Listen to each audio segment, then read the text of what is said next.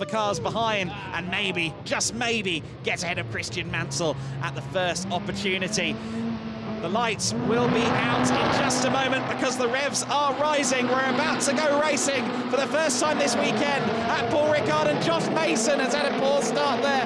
Mason falls to the back of the order. Everyone else seemingly has had a decent start, and Goethe with a nose ahead. Oliver Goethe leads, does he? Oh, contact between Mansell and Sebastian Ogaard. Oh, Christian Mansell. Mansell there with contact. And that's a huge shame for Christian, who was on pole position.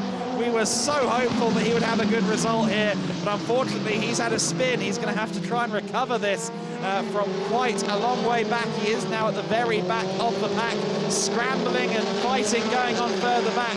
The 24 car of Alex Garcia has lost a couple of spots. Up to second then is Vladislav Lonko. Then it's Ogaard, and then it's Ogaard, I believe, the top four at this stage. And look at Josh Mason. He isn't wasting any time. After that poor start, he's trying to make up positions. And here you see the beauty of the Mistral straight in a junior single-seater. Look at Ogaard. He's diving up the inside for third place. Good move from Ogaard. He got it done before the corner in reality. Side by side as well between Lubin and Marin Angeli. And Lubin around the outside just about holds onto it as they come out of turn 9. And look at Lubin, immediately goes defensive. He doesn't want to give the opportunity to Marin Angeli around Senior. And let's see if they're all single file by the time they get to Senior. It's a corner you'd like to be single file for ideally, but no, they went through it side by side. And Marin Angeli in the back of shot is still trying to get around the outside, but Lubin just about holds onto it. Nico Pino trying to make headway as well, just behind these two fighters. And Josh Mason there in 10th place. Wow, that was an interesting first lap. A lot happened all at once, but the big story there is the incident there with Christian Mansell. Mansell sent into a spin at turn 1. Unfortunately, our pole sitter is right at the back of the pack.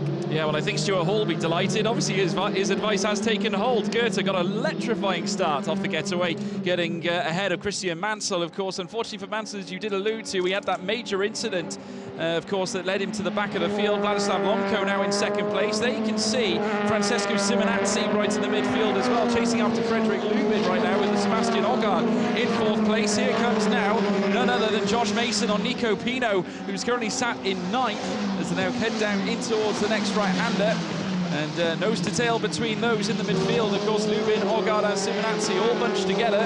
Ogaard leading that battle between the three. There's Lubin just hot on his tail, Simonazzi behind. Here's the replay of the start, and as you can see, look at Goethe's getaway. Went straight away alongside there of Christian Mansell. Josh Mason, unfortunately, not getting the start he would have wished for. Simonazzi got thrown right into the fight. And there's the 24 of Alex Garcia having to cut the chicane as well. And there's the footage of Christian Mansell, unfortunately, being uprooted. And he would rejoin at the very back of the grid.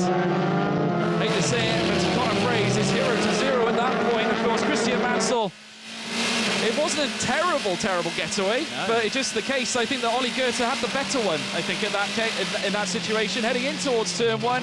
Oh, yeah, just got so close to the apex.